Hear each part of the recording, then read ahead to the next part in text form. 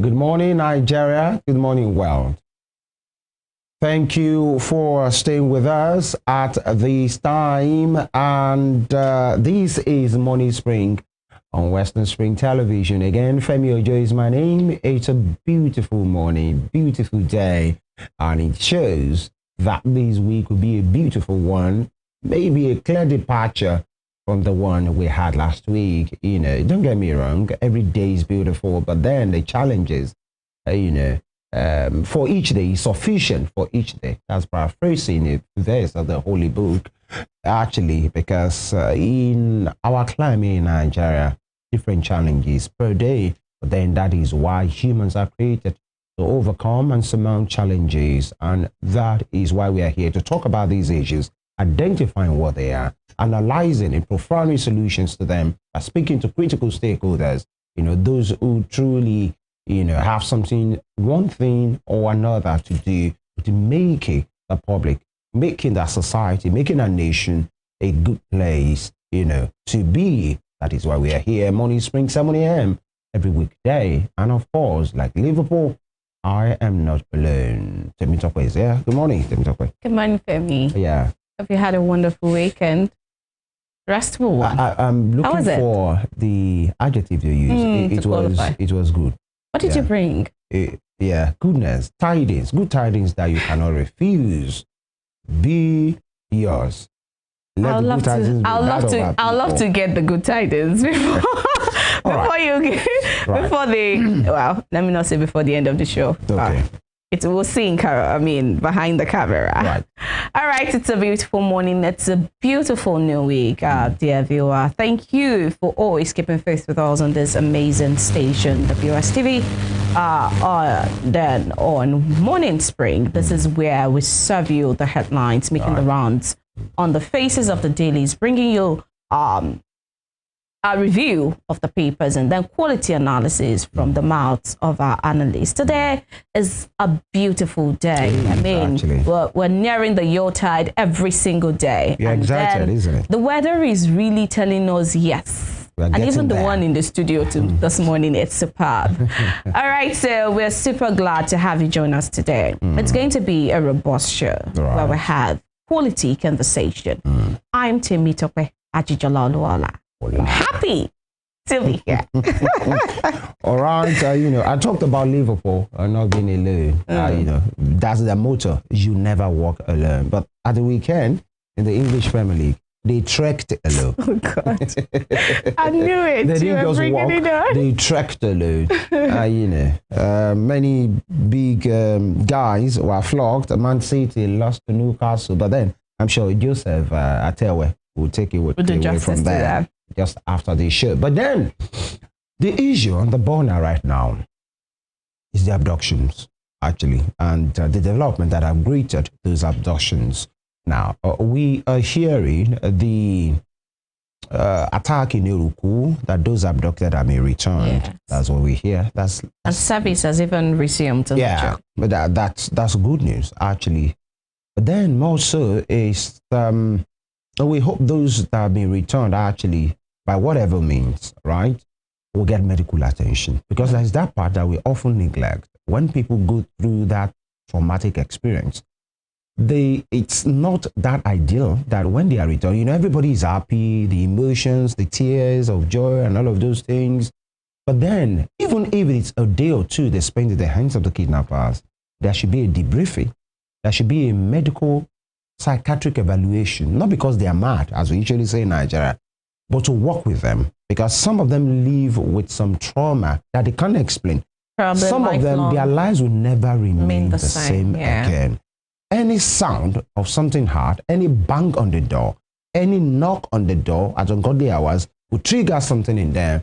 That's why they have to work with. And in the community that Iruku, respectively speaking, it's quite a small village. I hope somebody is telling them something, or possibly the local government authority there, if it's even existent, or the state government should work with them to say, this is not us saying you are mad. Because let's say the language. The moment you talk about psychiatric evaluation, people say, no, we don't have this in our family. Oh, God has taken control. Right. God has taken control. We understand.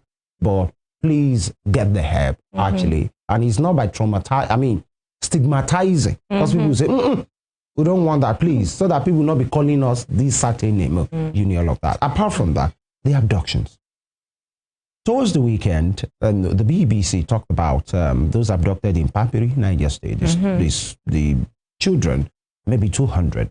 Towards the week, I mean, 50-some. Yeah. 30-something. On a particular program and a report I had, almost 300. And you know, it's a problem actually when you can't even get the data right. Yeah. Actually, so these are the issues. And then we learned, oh, some of them escaped, like 50 of them. And people were saying, how could 50 escape? Is there somebody playing prank somewhere? Actually, not 2, not 3, not 4. Not because we're not happy that those persons, quote unquote, escaped, but it's the fact that, does that mean that they were released? Okay, maybe so that those on their trail will calm down because, oh, we have seen 50. Maybe we should, and so that the rest will still be taken far into the bush and all of those things. How about the KB guys? You know, the 24 students that were abducted. This is so much. And the development that I've been greeting it is meetings were held yesterday. Actually, a security meeting, service chiefs, the NIA director with Mr. President, and, you know, the NSA as well. And in the middle of all of these things, that they will be brought back. But one point, I saw a politician, a senator of the Federal Republic, a former governor, Oju Okalu, on a particular program last night, where he was talking about the president, everybody, the Senate, everybody is working. And he even said the president was working on Sunday, actually, you know, to show that he's serious. And I was almost, if it's possible that you tell somebody one very nasty thing, because how do you mean the president is working on Sunday? Like he's taking pain, like he's sacrificing. Actually, it's not because he shouldn't or because, but he said it in a tone that looks like he's sacrificing, you know, to be working on Sunday. I think it's a shame because he wants to use that to be like, oh, we are doing everything that we can. There are some conversations, there are some things that should not come out at this time. Don't make it to look like you are doing something great. The great thing you will do is when those students are returned safe and sound, everybody is counted. And that's not even a great thing, and they are good. Femi. Yes, well, in this circumstance, when people will say that you have work, is when of that's the second best thing you could do. Of course, that's the best thing we can do. We couldn't prevent. It has happened. That's the best thing we could have done. Thing. And, you know, there were indications. The governor of Niger State was talking about the Papiri abduction, that there have been, you know, attacks in the northern part of Niger. And so construction sites, many schools have been ordered to close down. That it was the management of the school, St. Mary's, who decided to open up the school. And while they opened up, those children were carted away. Many questions. When you gave that instruction that everything, including school, should be shut down, was there enforcement? Actually, did you monitor? Number two, if that is true, actually, why will any school do that? Is it because you think you're a private school or you're a private management? Now that it has happened, who should be blamed? The governor is saying, in that place, we have told everybody to shut down. You went ahead to open up the school. Now children have been carted. So what are you doing about that? Who should be responsible? And as some that are telling the Niger State governor, don't exonerate yourself in all of this. Don't make it to look like I've tried my best. It's those people that open up them to arms. Yes, they open them up to arms. But how about enforcement to be sure it happened on your watch that everybody, you know, follow that order? And number three is these things we should be asking ourselves: who is always giving the information to these people to say the coast is clear? Come now. Yeah. Because that same thing happened in Kebbi. The governor of Kebbi said there was intel that was going to happen. Actually, you know, we talked about that on Friday. And he said they engaged the security personnel. They deployed it to that particular school and everything was fine. All of a sudden, the soldiers withdrew at 3 a.m. By 3:40, less than 1 hour, those criminals came into that school. Who gave that information that they have gone? Come and do this. Number two, who gave that order? How could you withdraw in the middle of the night? Even if you want to withdraw, there wasn't an handover. Either we are going to hand over to the police or the NSCDC. Was there a clearance that, oh, the close is clear, the attack will no more happen? Who gave that order? These are the questions. Right. I'm going to start where you stopped, you know, about intelligence. Yeah. I mean, it was last week where they were reeling out the schools that have closed and all of that. I can't remember which of the states, but a certain nursing college was, I mean, they've closed down every other school except that. And I was wondering what kind of security architecture is going to be on ground to make sure that the reason why you're closing other schools would not eventually, happen to this particular school. That's one question that I left with last week. And another thing, talking about, trauma and all of this, I was wondering too, how service could, I'm not saying it shouldn't happen. I'm just saying that considering what happened to those people, yes, they were carted away, but some of the people now have come to, resume service in that church. Isn't that, I mean, I know the place of faith, and I know that some people, irrespective of whatever happens, they will still follow God, right? But the point is, the fact that you want to use faith does not mean that there are some certain things that may not happen or that you should not prevent. What security measure have they taken to make sure that what happened before will not repeat itself? Especially not only in that church, but in other churches or in other religious places or other public gatherings, right? So those are the questions that, when I see these things, I begin to ask myself. And then talking about data, what you said, I know that it's a general thing, it's a global thing where data, it's not always the same when you have incidents like this, right? But in this particular situation, it is possible to get an accurate data. The school has a database. Parents are also there. I mean, I can't have a child that has been abducted and I'll keep quiet. So you can use the head count of the parents to make sure, ascertain. Exactly. So they have data. Even if it's a public school, there are registrations every term. There are classes. There are teachers. Roll calls every day. Exactly, every day. There is a register. So what exactly, why do we not have, an accurate data? But then I must say that, yes, you've condemned an act by, the former governor that you said, or Jules Okalu. But then I must say that as much as I'm going to condemn the fact that we are now having a more reactive measure, not a proactive one. Like I said, it is the next best thing that everyone is doing now. But then the fact that, I mean, we talked on the show where I said that the fact that the president, even, in all of this situation, even wanted to go for that summit, but then had to shelve it.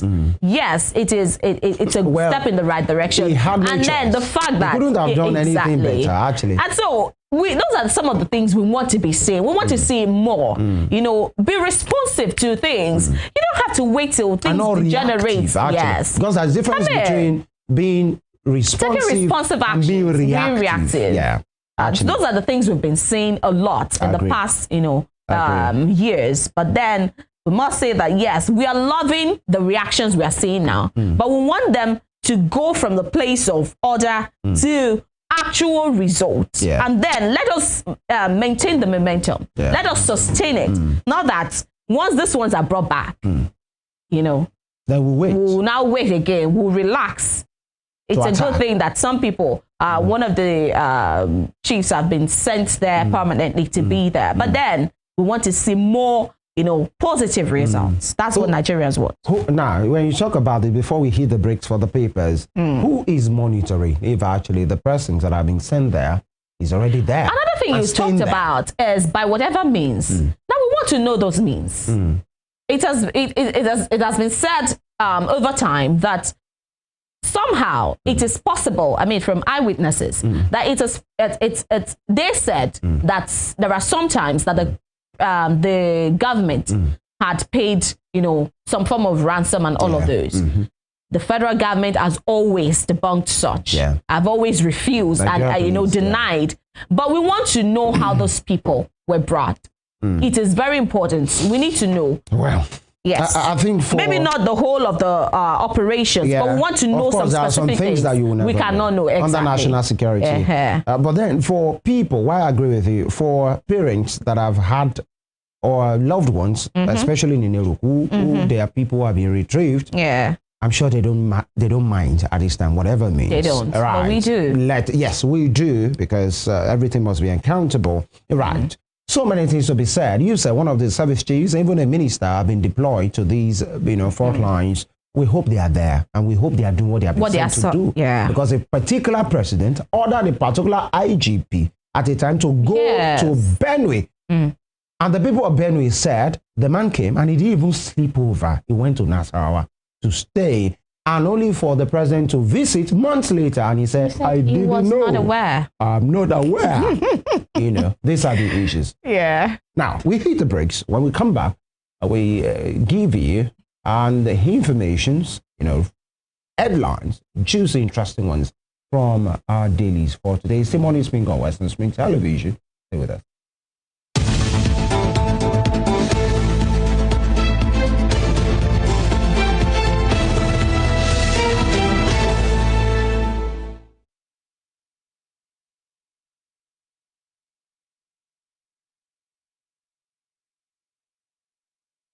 All right, let's start from the Punch this morning. Mass abduction crisis. Tinubu pulls 100,000 policemen from VIPs. Tinubu pulls 100,000 policemen from VIPs. This looks like something we are used to, that we have always had before. Maybe not from the president. We've had it from different IGPs. But now that it's coming from the CNC, we hope each week count, all right? And they are to be replaced by the NSCDC guys. Okay. All right. I'm sure many of them will be happy right now. The NSCDC guys, because that means I won't look on. It's their time now. Yeah. And many officers, except we want to deceive ourselves in Nigeria, I'm sure many officers that are guarding these VIPs that have been retrieved back to the stations and the barracks, some of them will be very, very, very sad because of whatever exchanges hands while they carry bags and umbrellas. The fact that they're not on the forefront of all of these issues. I mean, at the forefront. They are in a more civil, space. But then the withdrawal means there is a tough job ahead. Well, we should be their job ordinarily, actually. Right. President meets service chiefs, Defense Headquarters reviews operations, 50 Niger pupils, 38 Kwara churchgoers freed. An audit uncovers over 61 billion naira payment breaches in NNPCL. 61 billion Nigerian naira. That's what we are talking about here. Audit. So what are we going to do with the audit? Because it's not enough just to audit. What are we going to do with the audited account? States pile off 1.06 trillion naira debt despite record allocations. Who are these ones? OE. With the allocations that have tripled, some doubled, triple, some are getting maybe 4 times of what they used to get before. So why are you still owing? Actually, these are the issues. That'll be all from the Punch for today. All right, now we have this particular one right here on Daily Trust, and it is the only one on Daily Trust. Insecurity, 13 teenage girls abducted in Borno. Another sad one. God. Another statistic. With human lives making statistics. 13 teenage girls abducted in Borno. Our girls again, back in some other kidnappers' den. It's terrible. But we hope that with the momentum that we're having now, it won't be long before they're reunited with their family members. All right, now let's move now to Nigerian Tribune newspaper this morning. It says here, just beside the nameplate there, 38 worshippers rescued in Kwara. 50 students escaped from kidnappers in Niger. That's on page 3. 50 students escaped from kidnappers in Niger. What were the kidnappers doing at the time? I mean, were they sleeping? Well, were they not armed? Did they not race? To follow after the ladies? The girls. At this point. All right. And then Tinubu orders withdrawal of police from VIPs. The way it's captured here. Yeah. You think it's every single one of them. We don't know. Maybe, details of that particular one. But the way it was captured on the Punch newspaper, it says 100,000 of them. So maybe not all, or maybe all, and then they were replaced. But details are not captured. You can check out the details in the paper for yourself. Right there at Nigerian Tribune newspaper this morning. All right, from the Nigerian Tribune, the Daily Trust has these. Insecurity, 13 teenage girls abducted in Borno. It's like talk I read earlier. 13 teenage girls abducted in Borno. These, one would say, these are strategic moves. Why girls? Why teenage girls? Actually, so when people do this, it's for what? Because you want them to be a suicide bomber? Because you want them to cook? Because you want, or, you know. Baby making factory. Sex slaves. Machinery. Let's put it that way. Actually, because for those guys, I'm not sure they care about babies or any babies. Oh, they do. They just That's want how to, they recruit. They just want to primarily, possibly, satisfy their terrible sexual urges. And now you go and cut away teenage girls to start that kind of experience with forceful people. And I'm not sure sometimes our leaders reckon with the damage, actually, that is really happening. That's why a senator will tell me that the president is working on Sunday. On Sunday, and you see it as a big deal. Like, yeah, like he's really doing too much. You know, like we are blessed to have a president that work on Sunday. A president that's supposed to travel and he didn't travel again, actually, because the actual thing is, if actually Mr. President has traveled, what will he be telling those people? Is he come and bank with us? Come and do business with us? Nigeria is saying you can bring your money and take it out, but don't come with your children. Is that what he would tell them? Actually, like he didn't, you know, when you have no choice, that's the best thing you could do. But the thing is, you know why it's being seen as a big deal is because we've seen situations why such has happened. And nothing, the thing is, if Mr. President Tinubu had traveled, nothing will happen. There would not have been anything. The best next thing that we could have done is noise. Actually, we say it from here, and you will see his supporters who will say, is it the one to carry gun? Yeah, send somebody there now. What's your people's problem? What are you looking for? I mean, he has the power to designate. To delegate, yeah, and to dispatch. Okay, you send the VP to Kebbi. So the thing now is, Mr. VP is now with him, I mean, representing him at those meetings. Why has Mr. President not visited those places, actually? Because he's in Abuja. Everybody is coming to say, okay, this is what is happening. He has several things on his plate. All right. Okay. And I think the first thing on that plate, that rickety plate right now, should be the security of human lives and property, which he said he could do better than all those candidates. They said it during the campaigns now. He even told the student, your 4 years will be 4 years, actually. And ASU is breathing on their neck for what's it called? Strike. Action. The resident doctors, are we aware the resident doctors in this country have been on strike? Yes. Now, because it appears like everything is just okay. Even some courts. You don't know. Oh, Lord, have mercy. We'll take a quick break. When we return, we speak to these issues with critical stakeholders. We'd like you to be a part of the conversation as well on our YouTube page and our Facebook page. What do you think is happening? What can we do to improve this situation? Because it might not be at your end today. Why we are not wishing you bad, you know, only God knows tomorrow, even though tomorrow is Tuesday. Stay with us.